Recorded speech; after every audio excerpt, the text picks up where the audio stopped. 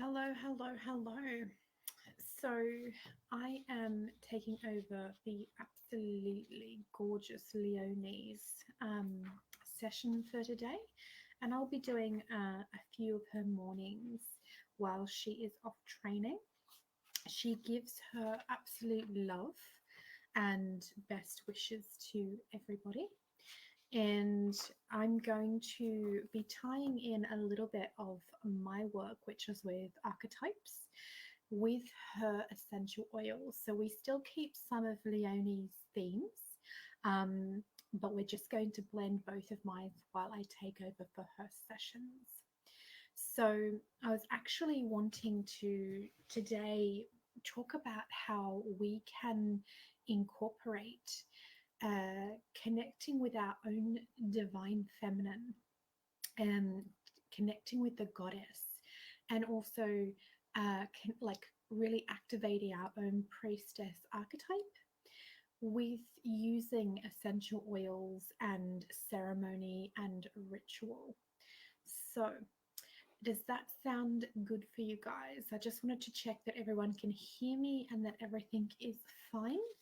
I can also, at any stage, if anyone wants to pop on and ask me any questions about today's themes, there is a way that I can invite you to come on live with me. So I'm just going to click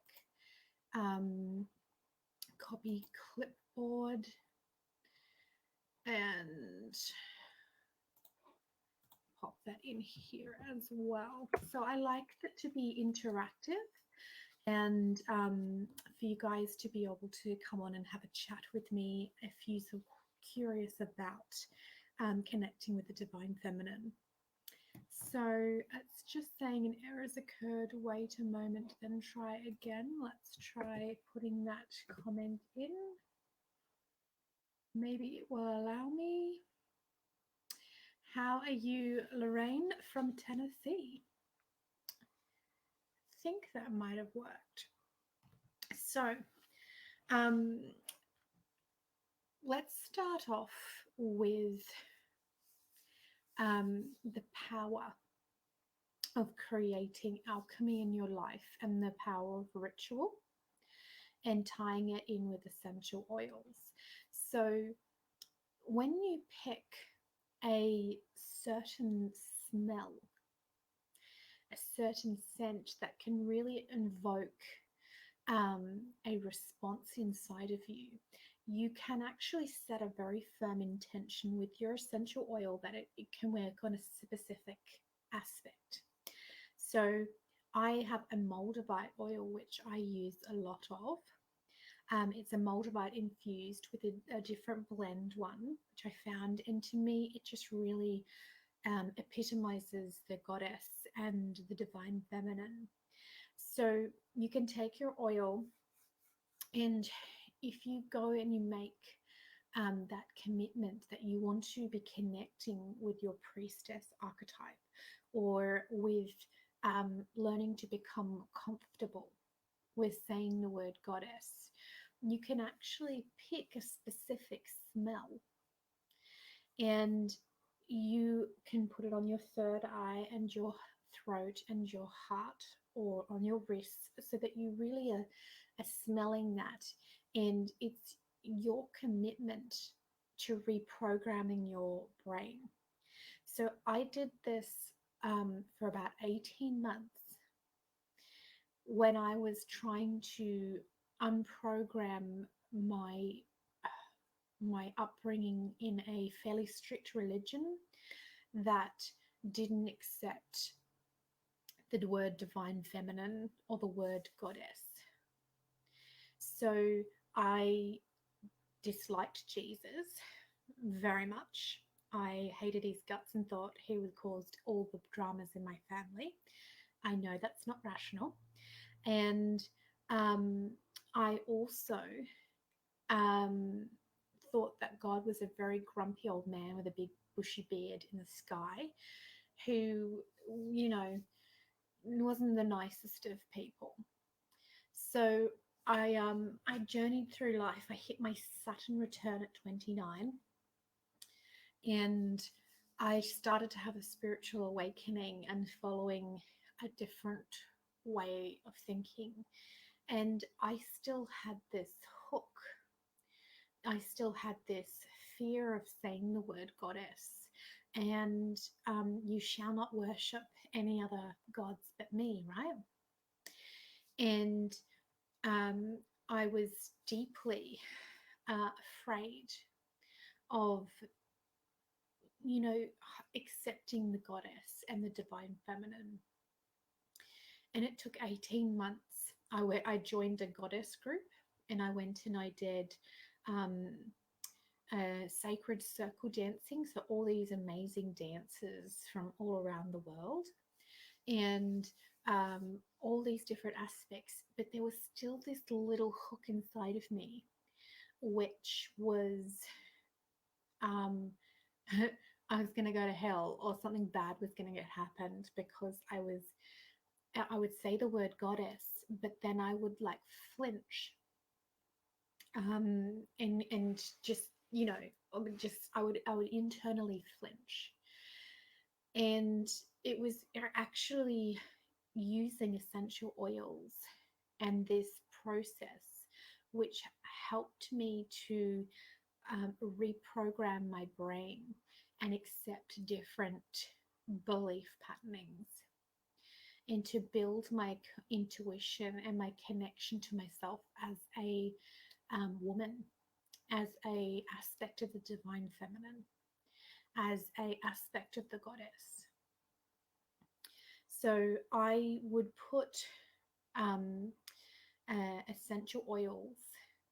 At that time, I felt like I was needing protection. So I would pick essential oils like a Palo Santo or a clary sage, and I would put them on my third eye, and I would put it on my heart, and I would put it on my wrist, and I would rub my wrist and hands together, and then I would breathe it in, and I would waft it all around my aura and just sit there, because I knew that the pattern was destructive. I knew that the thought was destructive. I knew that I didn't want to think this way anymore, but I was still drawn back to doing it over and over. So the essential oils gave me this smell which I could use in ritual, and it was a ritual. It was a very basic one, but it helped me to reprogram how I thought and felt. And I had years in childhood in a very small religion where I had to undo. And then you're not going to do that like this. I don't know anybody that has been able to shift a massive life lesson, a core way that you look at life. I've never met anybody who could do it just like that. We'd all be Jesus ourselves if we could shift it just like that. So essential oils is incredibly powerful to be using in ceremony and in ritual, to be reprogramming. So I am a huge lover of the archetype of the alchemist, and this is essential oils is just one of the most profound tools that I have used. So it's really quite lovely. Now we'll take a step to the side of it, and we're just going to look at things a little bit esoterically as well, right? So you have the first dimension, which is the crystal kingdom. Look, it is the mineral kingdom. It's the dirt, it's the earth. So when you are evolving, the highest aspect that you can evolve into as a in the mineral kingdom is the crystal, a gem. You can't evolve past a diamond. The diamond can't evolve into something else. It is the evolutionary pinnacle of that dimension. And that is why we work with crystals. That's why they're amplifiers. That's why they've got healing properties, is they are the ascended masters of the first dimension. So the second dimension is the plant kingdom, the flora. So what happens is the flower is the absolute pinnacle of evolution. That tree, that plant puts all of its energy into flowering. It flowers, sometimes for an hour, sometimes for days, sometimes longer. And it's flowering, and then that is the pinnacle, the apex that can evolve into. And then it shrivels and it turns into a seed and it goes back to the earth and it repeats the cycle. But the flower is the evolutionary point. You can't evolve any further than the flower. So that is why a lot of flowers are used in making essential oils and in making essences, flower essences. It's why there is the language of flowers. And, you know, you can smell a rose and you can just be transported into another feeling. You can smell rosemary and it brings that clarity of mind. You can smell lavender and you're like deeply calmed and enriched. So it's incredibly powerful because the flowers and these scents, these smells, are the ascended masters of the second dimension. So does that make sense? That's why they're so powerful. That's why they have healing properties, and that's why they deserve respect. They're not just something that the human bumbles across and goes, oh, that smells pretty. No, these have energies and healing properties and powers to them. And that's why you respect the powers. That's why shamans and witches and druids and even the Catholic Church and everybody has used essential plants, herbs, essential oils, flowers, all of these things in their ceremonies, in their rituals, you know, even in on the in the churches with all the flowers and the centerpieces and the different aspects. They're there for a reason. They're respected. I can't name one culture that doesn't actually use a flower or a herb or something in their rituals, their ceremonies, their sermons. So they're incredibly potent and they need to be respected. And that's why you will have clary sage, or you'll have your different essential oils, and they'll have a healing aspect to them. So when it's coming to working with the divine feminine and working with calling in your priestess archetype or wanting to embody a certain aspect of the goddess, you need to pick a scent which is going to invoke a response inside of you. Just need to take a sip. I won't be 1 second.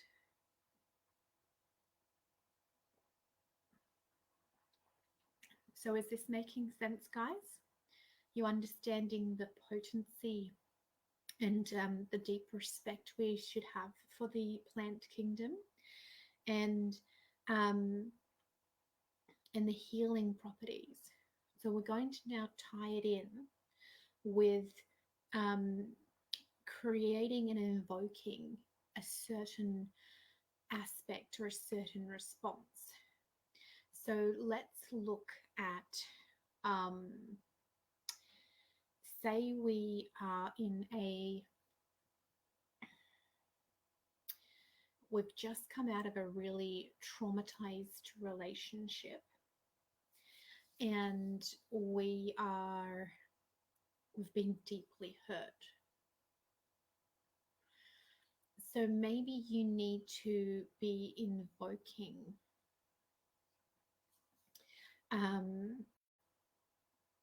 a sense of like the Divine Mother. Hi, beautiful Carrie, how are you? So when you have you know that you're wanting to invoke this soft mothering energy, you want to connect with maybe Kuan Yin or Mother Mary. Is there a different goddess that you are really, really drawn to? So what you do is you pick a scent that invokes this soft, really loving, gentle aspects. And you can create your own unique blends. Like this one here, the Moldavite oil. I bought it from Victorian Goddess in Wollongbar. It's a shop. And what they do is they mix a blend of oils together, and they put Moldavite in it, and they let it sit for a period of time, and so it infuses with the energy of the crystal. And then they bottle it and sell it. I don't know what the recipes are in this one.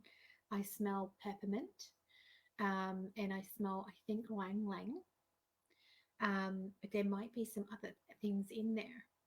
So you can actually craft a blend which is deeply personal to you to help you find that soft, loving goddess energy and that divine mother, because that's what you need for healing, right? So you're tapping into your alchemist archetype, and you're tapping into your own power. Instead of deciding I'm going to be miserable and stuck and I'm just going to stay in bed, you're like, no, no, no, I need help. And I don't really want to go and deal with a bunch of different people at the moment. I just want to do something personal for myself. And you can really create a very gorgeous, intimate practice by making your own blend. So you can get a carrier oil. I have used some jojoba because it doesn't have much of a smell. I've had other people who can use some unrefined coconut oil. It's a little bit drying on the skin for me. It doesn't absorb in as much. So I prefer the jojoba to that. But there is even, I've seen at the health food markets, an unscented essential oil blender. You could probably even use an olive oil. It doesn't really matter what you use for your blending, but there is some oils which are very, very strong and can, if they're pure, can irritate the skin a little bit. So that's why you blend it down.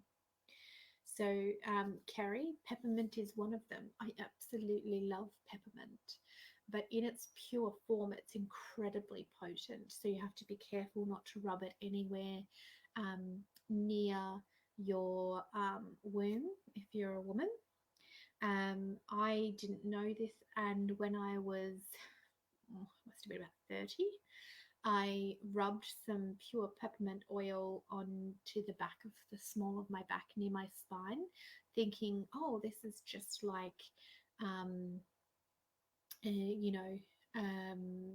a heat rub, and I actually brought my periods on about a week and a half early, because the peppermint, and that's why you don't have any peppermint when people are pregnant, is because it can really stimulate, especially in that area. So um, rosemary is another one which, if I put it on purely in too much quantity, can be incredibly potent as well. Um, yes, Maria's just wrote any citrus oils isn't best to use when going out into the sun. I put accidentally, I thought I was picking up one of the other oils, and I picked up my lemon and I put it in my bath. And I was laying there and I was fine, but the heat, it actually activated the sensitive skin on my back and it irritated the hell out of me. And I realized, oh, I've used too much lemon. So the citrus can be another one that's quite irritating as well. So if you're wanting, you know, to create this blend, you can, there's different books. You can use Google. There's the Fragrant Pharmacy Bible. It's a blue book. There's a couple of different aromatherapy ones that are really powerful, and you can actually go through and pick them on their medicinal properties. But I kind of, when you're doing this intuitive work and you're creating a blend which is going to have a specific function, I usually ask people to just tap into the smell and what it invokes in your body. So we'll go back to our analogy of we're making one to connect with the soft divine mother aspect, something feminine. So you could put in rose or rose geranium, um, maybe a little bit of jasmine or lang lang, something that's got that real florally feminine scent. Um, there is no right or wrong. If rosemary makes you think of your grandma and certain properties and like certain things and characteristics and how loving your grandma is, then by all means put some of that in. And don't let your perfectionist archetype overtake the process, right? You're creating an alchemical formula, alchemy, that's going to be deeply personal for you, to invoke an aspect of the goddess which you feel that you need. So you don't have to get too over logical in your head. You can go, all right, I'm going to put 6 drops of this, and I'm going to put 9 drops of that, and I'm going to put 3 drops of this. And you just work with your instincts. Keep smelling it, and you're like, oh, that's perfect. And then you then have your essential oil. That's your blend to help you to connect with that soft, divine mother. I'm very drawn, a lot of you who know me or in my group know that my patron goddess is Isis. I love her. So when I'm wanting to keep that comfort, I imagine her giving me a hug and wrapping her wings around me. At other times, I've been drawn to Kuan Yin because the compassion. Other times, Mother Mary and just that holy love. Mother Mary has a lot of potency to invoking her because she is revered a lot more than I ever imagined. So when I was journeying a few years ago and really connecting with her, it was powerful for me to realize, like over in South America and other countries, she is revered the same or even more in some places than Jesus. And they're not hesitant in revering the feminine. But I was raised in a religion that the feminine was absolutely missing. I'm just going to take another sip, guys. Won't be a second.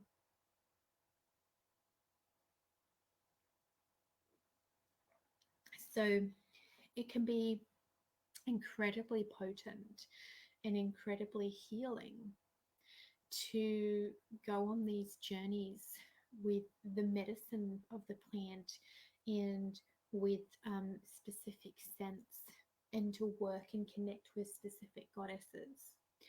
So, say you've created your blend and it's to deeply connect with that aspect of yourself, which you need that love and that divine feminine. Well, say you're wanting to connect with Mother Mary. So I put them between my hands, like I'm going into prayer, and I will say a prayer with it in my hands, calling in and activating the oil to represent those aspects.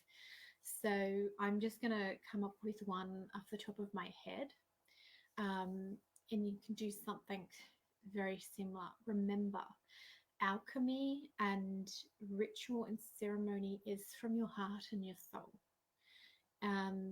You doesn't have to be perfect. Your prayer doesn't have to be perfect. The whole lot doesn't have to be perfect. So you put it between your hands and you're like, I activate this essential oil so that I can connect with the beautiful divine Mother Mary, so that whenever I take this oil and I smell it and I put it upon my skin, I feel her love, her generosity, her kindness, her peace, and her sense of self. Really just seeping into my mind, my body, and my soul, so that I feel calm and I feel loved and I feel nurtured and I feel deeply connected with this aspect of the divine feminine, and I enhance this aspect in myself. And so it shall be. And you say something like that. And just talking like that with that prayer has actually made me a little bit teary-eyed. So that's always another good indication, as if you really go into the emotion of it, can, really invoke that feeling even further, so that when you smell that, you're like, oh, yes, and it's incredibly potent.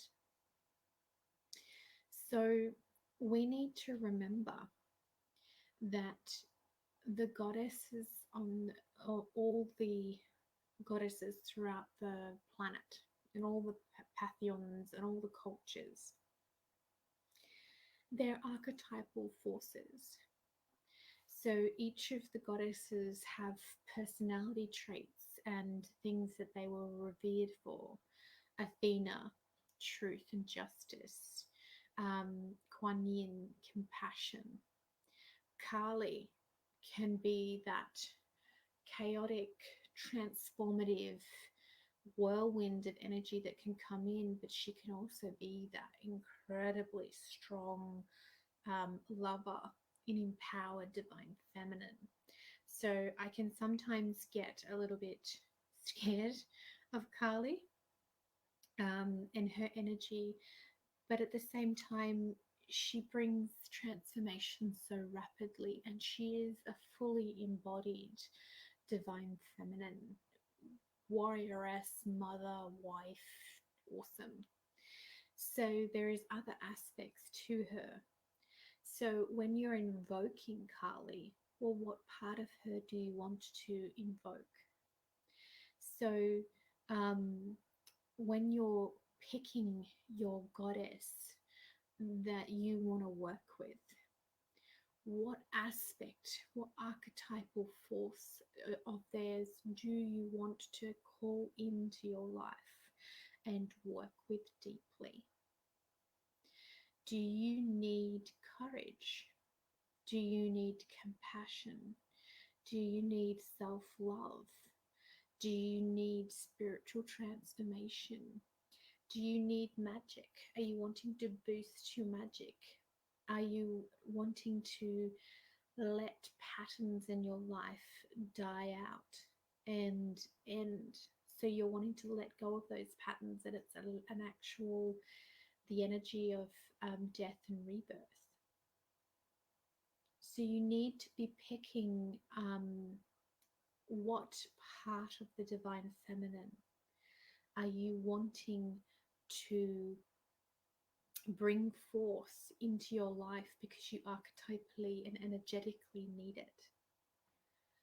We are incredibly powerful beings, and we forget it when we are our most shook up, when we are distraught, when we are afraid, when we are upset, when something has blindsided us. And we forget that we can call upon these powers. So, for those of you who know, are in my group, you would have heard me talk about the power grids, but I'm going to talk about power grids again, just briefly, for those who are new. So, this is a term which I learned from Robert O'Hotto.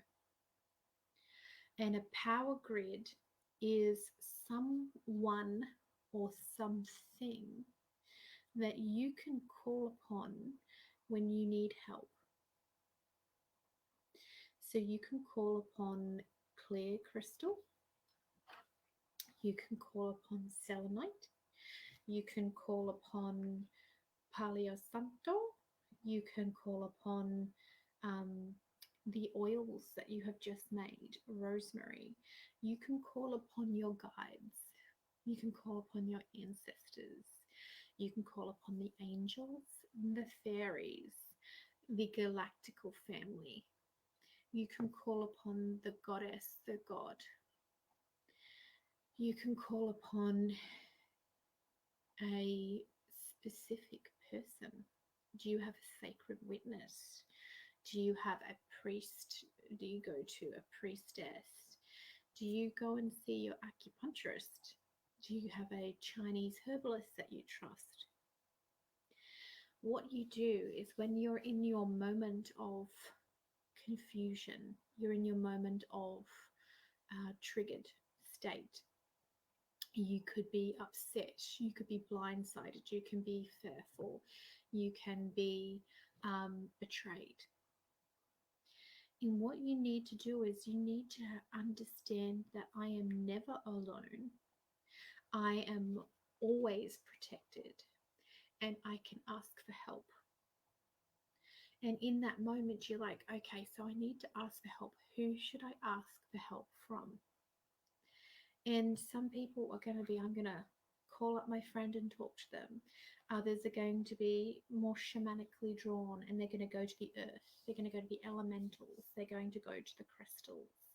Some people are more drawn to angels. So in that moment, remember, there's no right or wrong.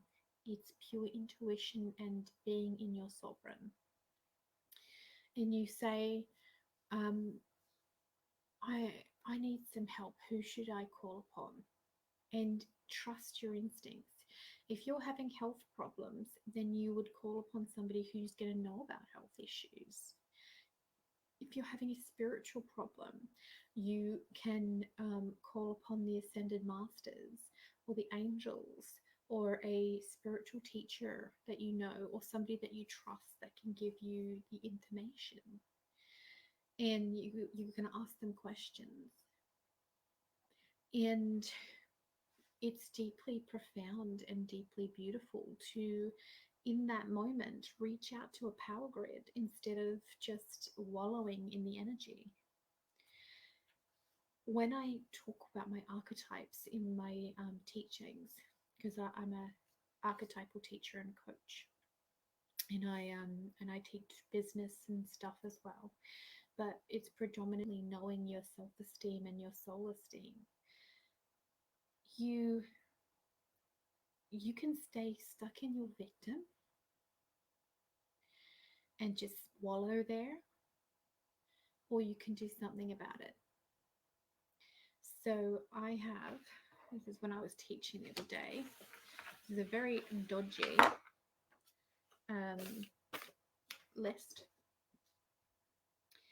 So Caroline Mice, she talks about the 4 she calls them survival archetypes. And then there's a man called Jim Curtin, and he talked about these ones up here. I tie them into the self-esteem system, right? So we have got the child, the victim, the saboteur, and the prostitute. And then we have the sovereign. You can call it queen or king. You can have the alchemist or the magician. And you have to decide, this is no one else that can do it for you. Am I going to stay stuck in my victim? Am I going to be offended and hurt? Am I going to be my victim? Am I going to keep sabotaging myself? Am I going to stay my prostitute, where I just keep giving and I don't love myself enough to get myself out of this? Or am I going to call on a power grid? Am I going to activate my warrior and commit to doing something? And am I going to alchemize? So everything that I've been talking to you today has been very much a form of alchemy. You remember, with your soul esteem, you're in your sovereign. You're like, I know that this has happened to me. I can see the pattern. I'm hurt. Oh, these things have happened. You can see it. The warrior activates. I'm going to do something about it. I'm going to create a blend. I'm going to create a ritual. I'm going to go and get a healer. I'm going to tap into a different power grid. I'm going to do something about it. So you activate your warrior. You commit to change. And then you commit to never giving up. You're going to continue to alchemize until you feel better. And why are you going to do this? Because you love yourself. The lover is not about sexuality and sex. The lover is about, I love myself enough to heal, to own my powers and own my strengths, to stepping forth and being all I can be, and owning my powers in this lifetime, right? We are incredibly powerful. Are we going to activate that warrior and alchemize, or are we going to stay stuck, giving away our power, letting other people hurt us, letting other people offend us? So we need to really tap back in and remember how powerful we are, and create those beautiful blends or scents and alchemize. One of the most famous of all is the Mary Magdalene and the Priestess lineage of the rose. There's countless books. One of my favorite books is Anna, Grandmother of Jesus. But I have read many of the Magdalene books, and will continue to do so because I'm fascinated with the lineage. You can call it in and really work with it. Yes, you're loving Mary Magdalene, Maria. So she is the priestess of the rose lineage. So if you're wanting to work with her and call in those sacred aspects, then rose geranium and rose oils, and just smelling it would be so potent to tap into. And remember, when you're working with your archetypes and you're working with these aspects, you can say little affirmations or little prayers. So Maria, she's there's so many books out there with her with the rose, and also her temples in France as well, like the churches and things, which is apparently where she kind of ended up and fled to after the crucifixion. And they call it the Rose lineage, the Rose priestesses.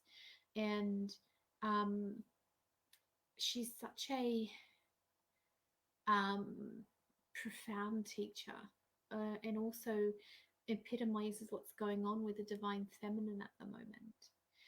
So the church actually had to backtrack because they called her the prostitute and they vilified her. But I was literally only reading on the weekend. It's fascinating that this has come up, um, about how her mantle was taken from her. So they used to say her name, Mary Magdalene, used to came because she was Mary of Magdala.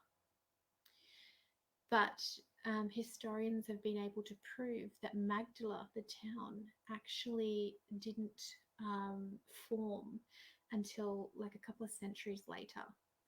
So Magdala didn't even exist during that time period.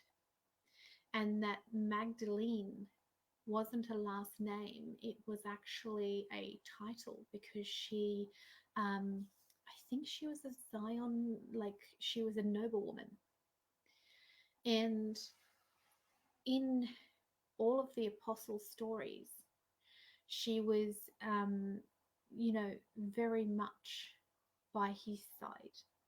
She, in a couple of the apostles' stories, she refers to him by a certain title, and in that day and time, that title could mean king or husband, and she was known for calling him this. At no stage in any of the apostles' recollections does she, she talked about as being the prostitute. There is overwhelming evidence that she was a noblewoman um, and a very powerful and respected. And she was the first there after his crucifixion. She was outside his tomb and his body had disappeared, right? There's just so much evidence that she was his wife. And so if you look at it esoterically, bigger picture, her power, her mantle was taken from her, right? Her identity was stripped from her as this powerful, equal.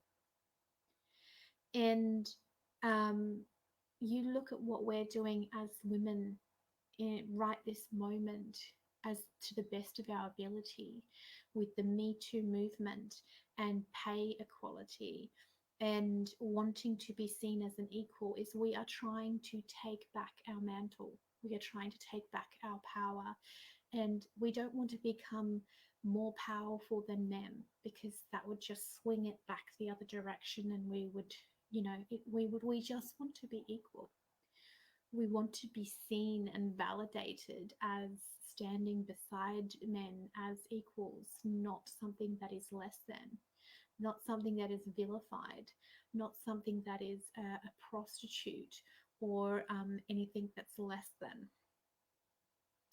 And so, on an esoterical level, I believe that as we are now accepting this about Mary Magdalene and learning more about her story and about looking at things from a historical perspective and not just what the churches are telling us, we are giving her power back, just as we are trying to claim our mantle and our power back. So the connection is really beautiful.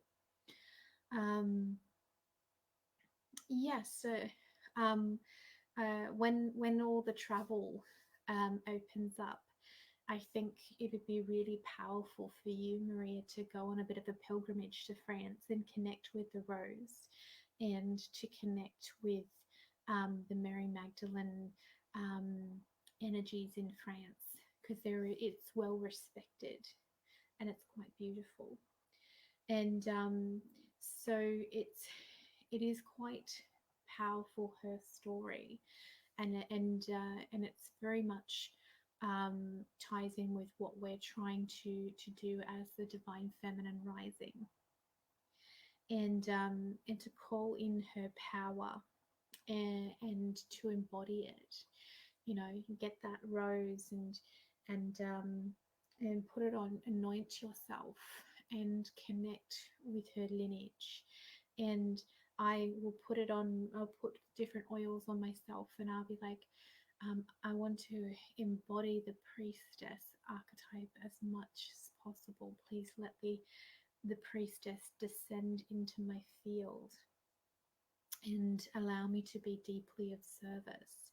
And I will pray with that essential oil to be activating that archetype within me. And it was really beautiful for me. I went on my first retreat um, on the weekend, and some people who didn't know me at all, didn't had no idea of my different stuff, would said to me that you know, I felt like a priestess to them, and it was just so beautiful to have that validation that I'm calling in this archetype, and I'm working with this archetype, and I am being of service with my work and my business and with my conversations and everything. So it was really lovely to have that confirmation from complete strangers, because it just makes things um, really easy to accept when it comes from someone else, you know, like someone that doesn't know you. So it was really, really lovely.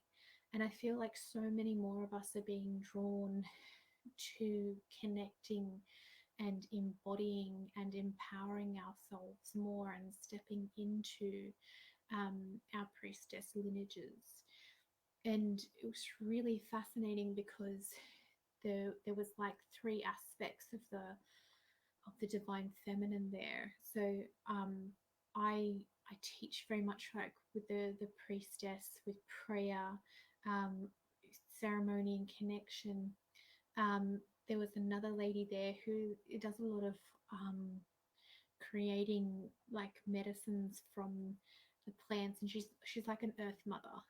And then the facilitator, Ursula, she's um, like a Shakti priestess. She does womb work. She understands the power of the womb and the power of the body, and in movement and embodiment. So it was really amazing to kind of sit there and see three very different aspects of the priestess, you know, and we don't get defined as just one aspect. We can really embody different parts while all still being priestesses. So it was really, really beautiful. How am I doing for time?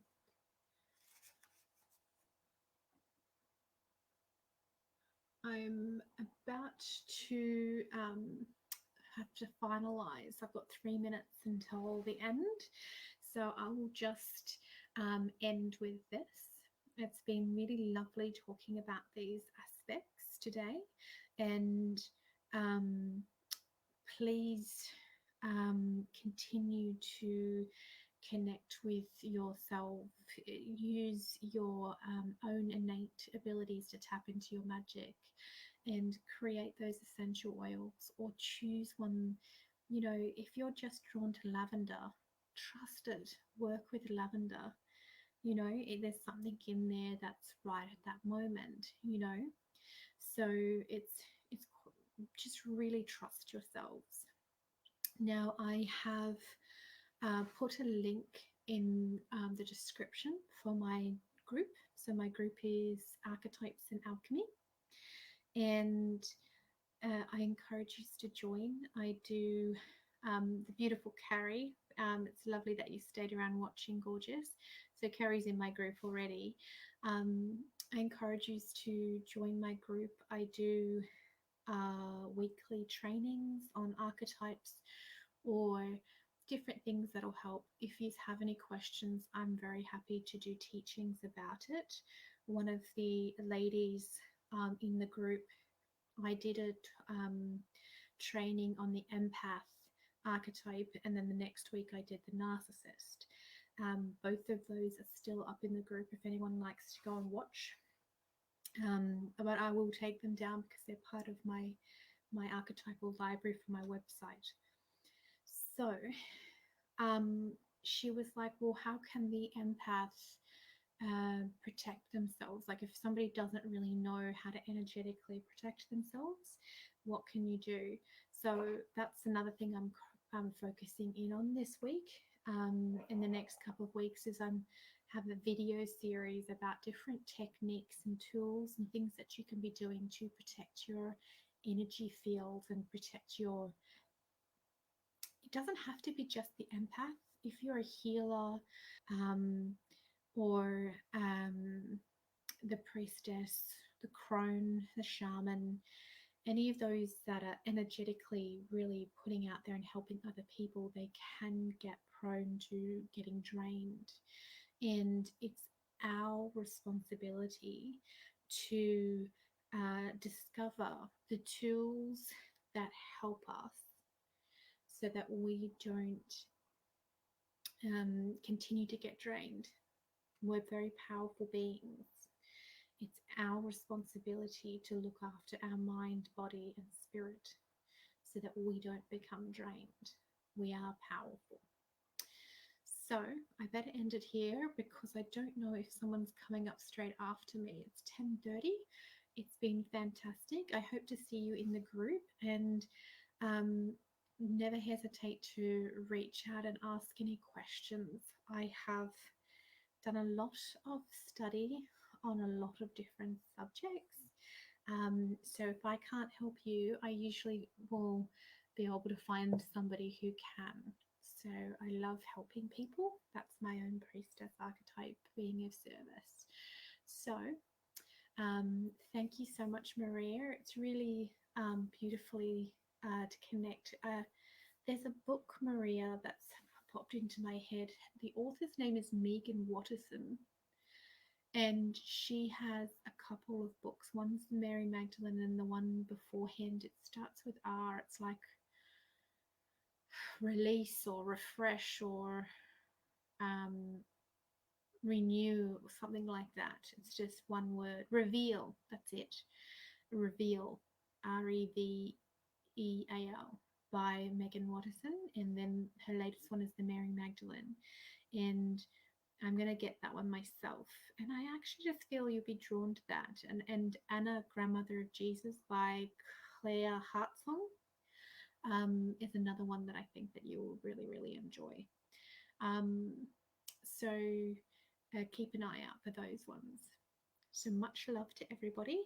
I will see you on my regular sessions are on a Friday night, and I will be doing archetypal teachings and whatever's coming up for the week. And then I'm taking over for Leonie for a couple of sessions while she's studying. So Leonie sends her love, and I send my love. You all have a fantastic day.